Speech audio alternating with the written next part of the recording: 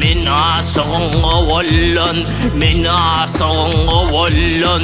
Ey söyle dildarım, sarsam kulak aydar men halimi beyan yarim.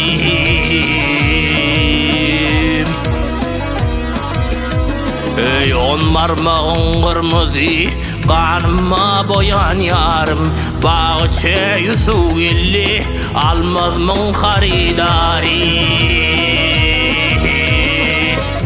Cidi biçeren, çok derde koyun yari.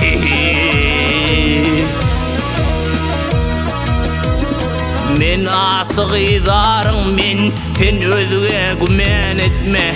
Düşmanları tahmeylep, dostunu yaman etme.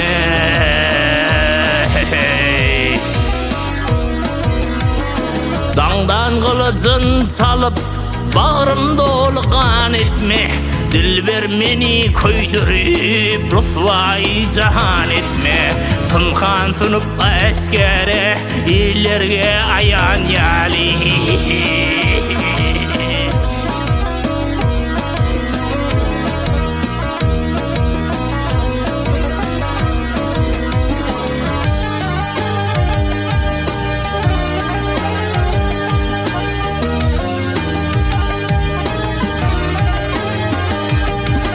Ahay ahay, dilimi tutup yığlap, münnehmelen yalvardım.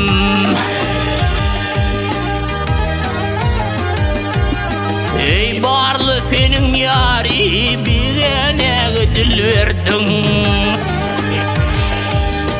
Köngülünde çemen bağlap, rakiplere gül verdin. Köpekneni oyuttun, düşmanlara dil verdin. Ey barlı senin yari, çok derde koyun yari.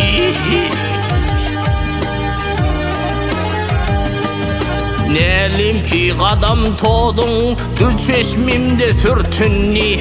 Elimde yürek bağrım, gel özünü tartınni. Neydi cığır bağrım, gel göğsümü yırtınni. Yar yar deyip uğruna, yağmur yanıp örtünni. Ne kılıp inni, özgeni söyün yarim.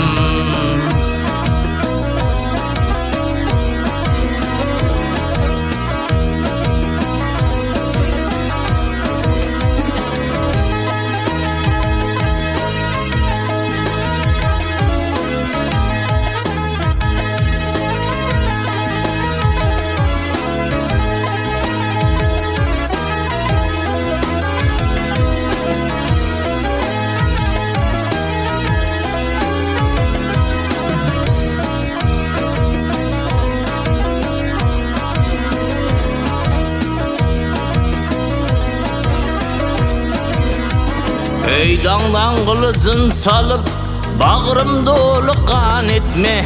Dilber meni köydürüp, rısvayı cahan etme. Kınkan sınıp askere, illerge ayan yali. Eydi cığır bağrım, gel göğsümü yırtınni. Yar yar deyip uğrunda, yağmur yanıp örtünni. Bir gene kılıp inni, özgeni söyün yarım.